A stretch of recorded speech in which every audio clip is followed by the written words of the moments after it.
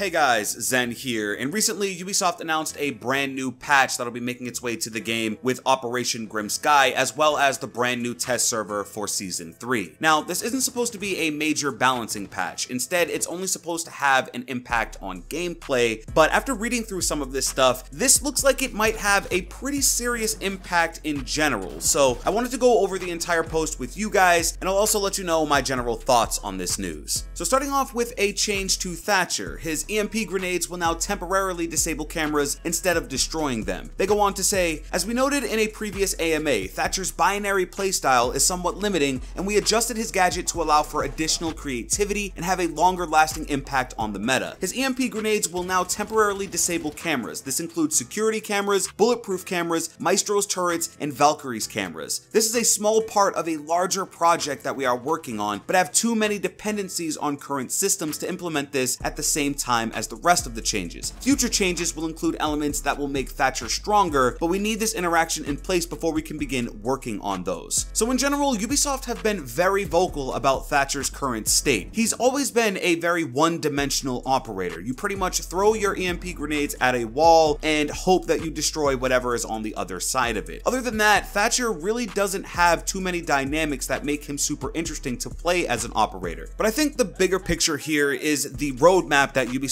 is kind of alluding to here. There's going to be a major update that changes the game in a significant way, and with Thatcher in his current state, it simply will not work and it will not be compatible with whatever's coming. We don't know if that's a map, we don't know if that's new operators, we're not exactly sure what they're talking about, but in what they're saying, Thatcher just won't work with it, so they have to kind of make this change now for it to be better for the game in the future. We have known for a long time that Thatcher is going through some changes as an operator. When Alibi and Maestro were introduced, everybody just assumed that Thatcher was going to be really strong because those were two new gadgets that he would be able to destroy. When Parabellum was actually released, he only disables both of them, and only for a short time, which at the time seemed like a little bit of a nerf. One big reason I think Thatcher sometimes struggles to be picked is because of how one-dimensional he is. When you have operators like Zofia with the ability to breach and disorient, or Twitch with her shock drone, it makes it a tough sell to pick the guy that just throws grenades at walls. So I think adding these dynamics to Thatcher and making him a little bit more of an interesting operator in the future will actually raise his pick rate and will probably make him a little bit more fun to play. But no matter the case, people will look at this as a nerf. Of course, he's going from being able to straight up destroy these cameras to now only disabling them. But with this specific change, I think we're going to have to wait for that future update to see how much will actually change, because bottom line is that Thatcher, if he did just destroy all of these gadgets, would be blatantly overpowered and would definitely be a must pick on attack. Moving on to a slight change to Twitch. Now her shock drone will emit slightly more noise. Ubisoft says, we will be increasing the amount of noise made by Twitch's shock drone, as players had too much trouble hearing the drone even in extremely quiet situations. It is still very discreet and quieter than the other drones. Our goal is to help players that are paying attention be able to pick up on the audio cue from the drone when it is moving. Now, really, no matter which way that you look at this is most definitely a nerf to Twitch. One of the biggest selling points of her shock drone is how quiet it is. Really, at the top levels of play, Twitch isn't even used for her shocking ability on the shock drone. It's more so used for great intel because of how quiet it is and how easy it is to kind of sneak it onto the objective and move it around when you really need to. Now, I can't say that I don't understand some of the reasonings why Ubisoft would want to make this kind of change. Overall, Twitch is one of the strongest attackers in the game right now. Her F2 is a very powerful weapon, although it was just slightly nerfed, and her shock drone is one of the most, if not the most versatile gadget on attack. Even though this patch isn't meant to be a balancing patch, I do think that this change will have a pretty significant impact on the meta based on Twitch's overall utility alone. With the next update, they address the weapon sight misalignment. They say weapons will no longer interact with your field of view. Our recoil system has a flaw affecting automatic weapons that causes bullets to diverge from where the reticle is pointing. A fix will be implemented with the upcoming Year 3 Season 3 patch. This will be done by removing your weapon's interaction with your field of view and ensuring the reticle will always be in the center of your screen. Our goal is to offer a clean, tight shooting system that enables our players to showcase their skill without rewarding players with a headshot when aiming at the torso. We have worked hard at trying to match the unique shooting feel of Siege by firing tens of thousands of bullets and switching back and forth between the two systems and iterating to bring the new recoils closer to their live live counterpart. The implementation of this change will also be a starting point for the re-evaluation of all weapons. We will share more information about any future weapon changes prior to them being implemented in the live game. Now, of course, what Ubisoft is referring to here are those recoil changes that we've all been waiting for some time now. This weapon sight misalignment change is only one part of that. We've also been waiting for them to kind of change the dynamic of the entire recoil system across all of the weapons in the game. This is definitely part of the reason why the SMG-12 is such a powerful weapon right now. It's such a random bullet spread, and it really doesn't require much skill to pull off a headshot with that weapon. Once you're aiming at their torso, it is only a few bullets until you're just automatically locked onto their head and instantly killing them with a headshot. And I think once they do implement these changes and kind of find that balance in between the two is when we'll have a more balanced SMG-12. But in general, these are the two changes that we've kind of already heard about, and this was a smaller update on both of them. So I'm really happy to hear about that. I did get the chance to play in the TTS that kind of introduced one half of that recoil system, and overall I'll say it really changes the dynamic in the way that you use each one of these weapons, and some of the more complicated and more bouncy weapons like Ying's LMG, for example, really just shredded in that TTS. So I'm hoping to see this change very soon, and I'm hoping to see them get it just right, because with what we have now paired with what at least I felt on that TTS, I think that'll work very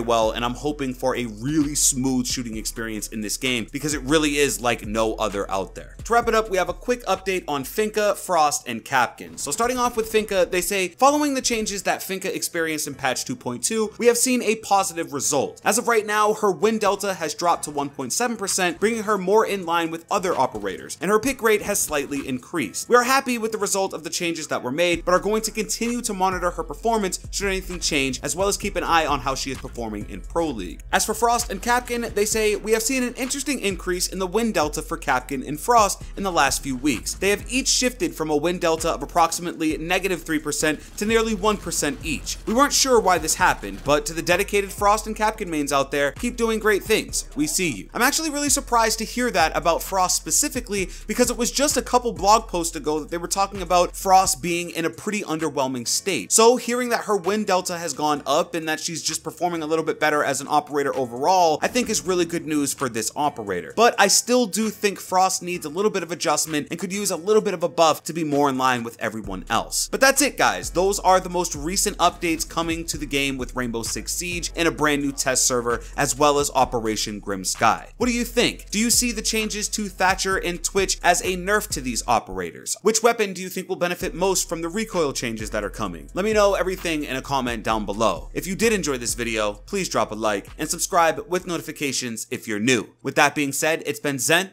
Hey, I'm out.